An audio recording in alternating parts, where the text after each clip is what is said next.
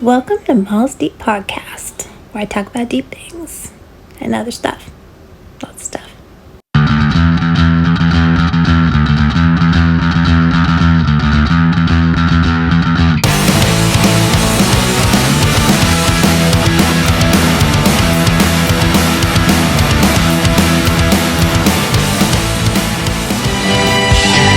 Molly, you are cool as shit.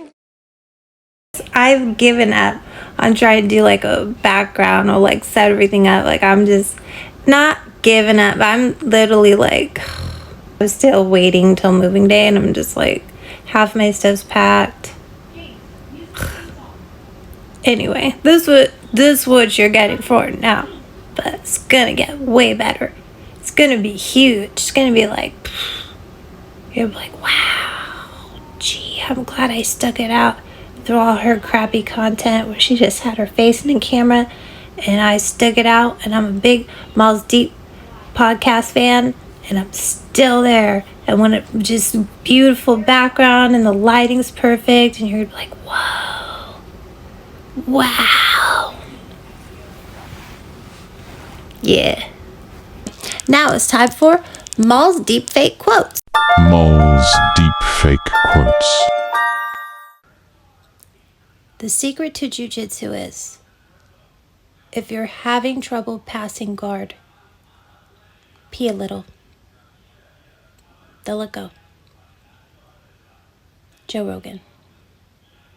Moll's Deep Fake Quotes. Now it's time for Moll's Deep Politics. Patriotic blood in me. Patriot, I move militant. I believe in God and make my own choices. I've been called a hypocrite because I said comedians should be free speech absolutists. And I'm also saying, of course they fired Jimmie Kimmel. What? Why wouldn't they? And I'm saying it's not a free speech violation. And they're like, yeah, it is, because the FCC is government. You know, and I was like, yeah, F the FCC. I don't, you know what I mean? I'm not defending the FCC. In order for there to be an infringement on free speech, it can't be meritocracy based. You have to literally be fired. Because if you're talking free speech, like strictly speaking, because when I say free speech and how they killed Charlie Kirk for using his free speech, is that infringing on his free speech legally speaking? No, because free speech only protects you from the government. But as far as the spirit of our country and what our country stands for, executing someone because they use their free speech is abominable. Like that is the epitome of infringing on someone's speech. So that's why I think it's really ridiculous to be complaining about what's going on with Jimmie Kimmel when you were just celebrating somebody being murdered. You're a moron and you are an absolute hypocrite with it. Like morally, when it comes to like morally, you're a hypocrite. And any excuse you can eke out as far as like, oh, FCC and okay. First, you have to prove to me that they had no other grounds for firing him. Because if they had grounds for firing him, I don't know, maybe like bad ratings, maybe he's losing them millions of dollars every year, maybe the fact that he just said something egregious might actually not have agreed with their values. Is it possible? Is it possible that what they said, that what ABC said in their own words for why they fired him could have been true? Or at least in part could have been true? Is it possible that when he said what he said, they may have had advertisers pull their funding, thus losing them more money when he's already losing them millions? I mean, there are so many reasons that you cannot point to that case and say, oh, this is a clear case of free speech violation. Because let me tell you something. Either the FCC should be able to influence whether someone keeps their job or not, or they shouldn't. So for you to say it doesn't matter any of that, if the FCC pressured them and they fired, so what you're saying is the FCC pressuring them should have kept his job? Are you saying that because the FCC said, hey, get rid of this guy? Are you saying that now the company should be obligated to keep him on the staff? Whether they influence them or not, they should be able to fire him. That's ridiculous. That's such a stupid argument. Like, I'm sorry, but if the FCC told woke people, like, you have to keep getting bull ring piercings in your nose, does that mean you can't do it anymore? Are woke people gonna start like, oh, I gotta take all these piercings out of my face. I'm not gonna do what the FCC tells me to do. Rebelling for the sake of anti-conformity is just conforming to anti-conformity. It's so stupid. Well, I wanted to fire this guy that was costing me millions of dollars and just humiliated our company and said something egregious, but I can't do that because FCC called us up. Someone said, well, how much more evidence do you need? They're doing a merger. They need all this money. I'm like, yeah, why do you think they're doing a merger? Could it be because their network's struggling? Could it be because their programming is like getting bad ratings? Could it? The fact that they're trying to do a merger is telling me more evidence that they had every reason to fire this guy. Like, literally, you're not helping your case. You're telling me, oh, they're struggling. Okay. They're struggling, so that's why they fired him out of fear, not out of the fact that he's useless for them. And people are like, dude, what about Roseanne? They go, that's different. She's a racist. I'm like, well, he did blackface. But that's not the point. That's not why he got fired. Okay.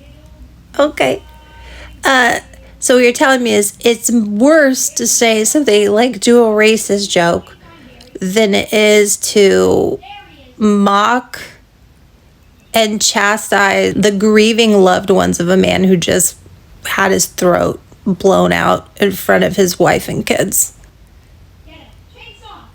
What? Oh, that's not worse than a racist joke. Okay, then that's just your value system. That's not any proof of anything. That's just, you're kind of sick, I think. So now I'm gonna respond to a Charlie Kirk video. Care of, I know this is like super provocative, but like deep down they want a man to be able to provide for them financially. Should a man pay on the first date? 100%. Like, what kind of a wuss beta male is splitting the check? But like, who are you? It's like, I'm just sorry. It's I would go into debt and like scrub dishes before a woman paid for it. I split the check quite a lot. So I'm sorry. I don't mean to offend you. You guys are great. That's incomprehensible to me. I think that's... To me, I thought it was a great financial decision. So from your prism, I totally get that. And like, you have really good financial discipline. I'm sorry, like I would be so humiliated if I find that to be like the greatest beta male like humiliation. To save money? To like the idea that a woman that you're trying to court. Now, if it's like a friend thing or as a first date, you don't even know if she's like the quality. It does not matter. I'm sorry. By the way, that money you save is not worth the honor that you compromise. It is such a big deal. It's a massive deal. 100%. I'll tell you right now, I don't care how much money I make. If a man wants to split the check, I'm gonna be turned off by that. And it's not about money. It really isn't. Although I do agree with what he said about how like a woman wants to feel like a man can provide for her, even if she doesn't need it, even if she has money, even if she loves her job, she doesn't want to be a stay-at-home wife. Like, it's really not about that. It's about, there's an evolutionary psychology where the thought of the fact that he could if he needed to, that he would be willing, or that he would be capable, the fact that we know that a hunter-gatherer is the psychological profile of the person that we're dealing with. It's attractive. On a primal, subconscious, like survival instinct level. I'm not gonna do the whole like manosphere, alpha, yada yada, although I do think there is some truth to our evolutionary psychology. There are literally alphas in this sense of like, if all hell were to break loose, the one that people turn to and go, hey, what do we do? I consider that, male or female, to be the alpha. And I think that that's not only in those situations. Those people have that in them. And I do believe that shows up in different ways in their life. And I just find it hard to believe that a man who's an alpha would feel comfortable splitting the check. It just like, when he says like beta, I'm like, I don't know. Call me old fashioned, but I ain't paying for half the check. I have, like, if it comes up and they just won't pay for it, I'll pay for it. Might have. But we're not going out again. This is another Moll's deep fake quotes. Moll's deep fake quotes. I wished to rename them gravity balls, but the world insisted upon calling them apples. Isaac Newton. Isaac Newton. Moll's deep fake quotes. Now it's time for Moll's deep romance.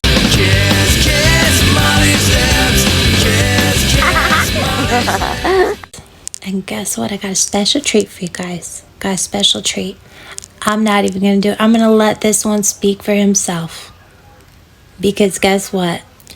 I got his permission. Because this is literally...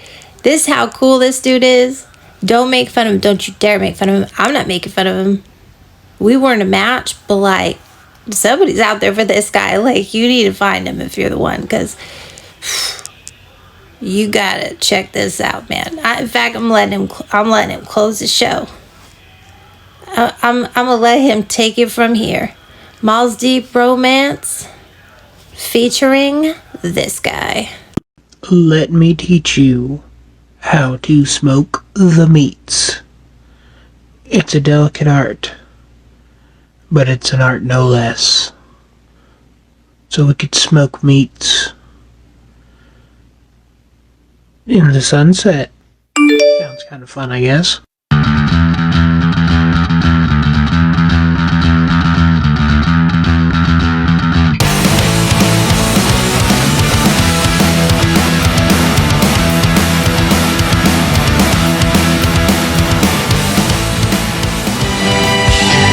Molly, you are cool as shit.